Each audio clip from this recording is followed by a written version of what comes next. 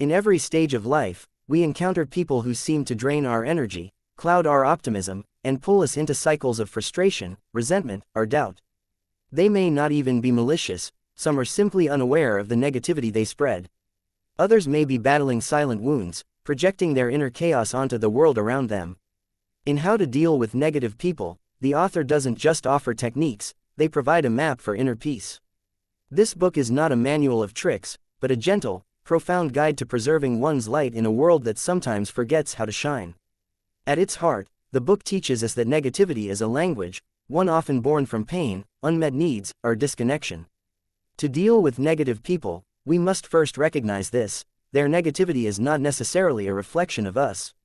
Often, it is a mirror of what they carry within themselves. The first lesson the book imparts is the power of detachment with empathy. This doesn't mean becoming cold or uncaring, it means learning to observe, rather than absorb. It's like standing in a storm with an umbrella: you feel the wind, you acknowledge its force, but you are no longer soaked by it. Take the example of Maya, a character shared in one of the book's reflective stories. She works in a corporate office where one of her colleagues, Derek, is consistently critical, cynical, and harsh. Every team meeting becomes a battlefield of passive-aggressive comments. At first, Maya reacts with hurt and defensiveness. But through introspection, and the guidance of a mentor, she begins to see Derek not as an enemy, but as a soul in struggle. She learns to set clear emotional boundaries, listening without absorbing, responding without escalating, and maintaining her inner stillness even as storms rage around her. Her transformation isn't just about handling Derek, it becomes about becoming someone who is unshakably rooted in her own peace. This leads to the second powerful insight from the book: protect your emotional energy as you would your most precious possession. Negative people often operate like emotional vacuums, pulling you into their chaos, their drama, their fears. The author invites us to stop offering our peace on the altar of someone else's pain. Imagine your emotional well-being as a sacred space. Who you allow in, how much space they take, and how long they stay should be your conscious choice. This isn't selfish, it's self-respect. One of the most poignant stories in the book is about a father named David, who struggles with his aging mother's constant criticism. Nothing he does is ever enough. She belittles his choices, compares him to others, and replays decades-old grievances like broken records. He realizes that for years, he was trying to win her approval, but he was sacrificing his self-worth in the process. The turning point comes when he begins to love her without needing her validation. He learns to visit her with love, but to leave without guilt. He creates a boundary, not a wall, but a threshold. And that shift frees him. This brings us to one of the book's most transformational messages: your worth is not up for negotiation. Negative people often operate by making others doubt themselves, whether through manipulation, criticism, gaslighting, or control. But the author gently insists: you are not required to shrink to make someone else comfortable. Your light doesn't have to dim to match someone else's darkness. When you anchor yourself in your values, your purpose, and your truth, the influence of negativity lessens. You are no longer reacting from insecurity, you are responding from wisdom. In one chapter, the book highlights how emotional triggers can entangle us with toxic energy. When someone says something hurtful, what gets triggered inside us?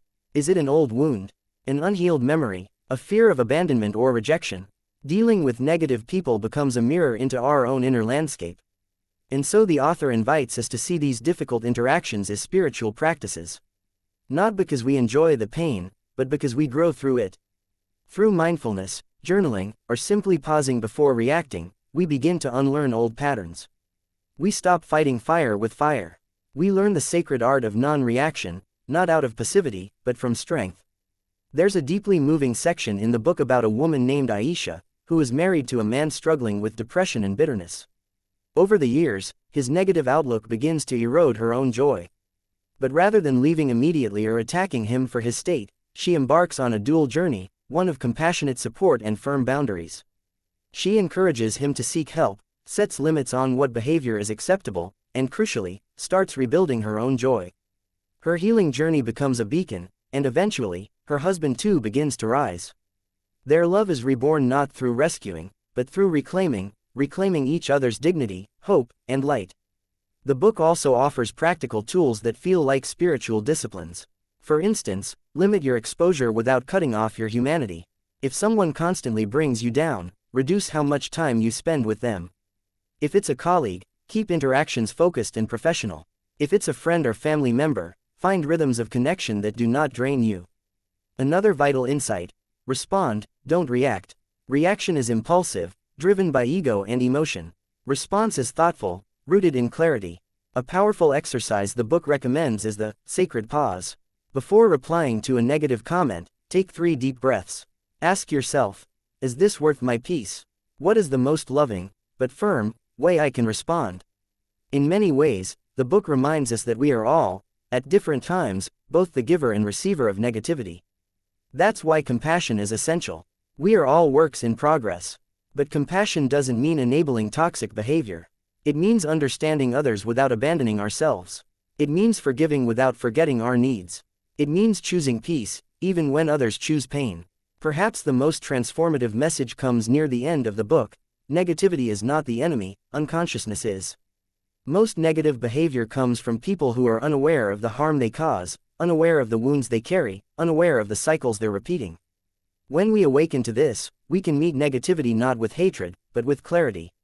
And that clarity allows us to walk away when needed, to speak truth when required, and to love ourselves fiercely through it all. How to Deal with Negative People is ultimately not a book about them, it's a book about us. About how we choose to protect our peace, stand in our truth, and honor our journey, even when surrounded by chaos. It teaches that we don't have to fix everyone. We don't have to carry what's not ours. We don't have to win every argument, explain ourselves endlessly, or tolerate what hurts our spirit.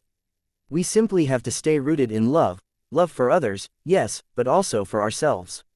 You leave the book not just with a set of tools, but with a deeper awareness of your own inner power.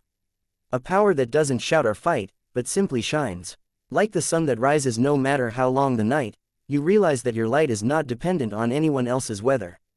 It is yours to protect, to nurture, and to share with the world, wisely, intentionally, and without apology.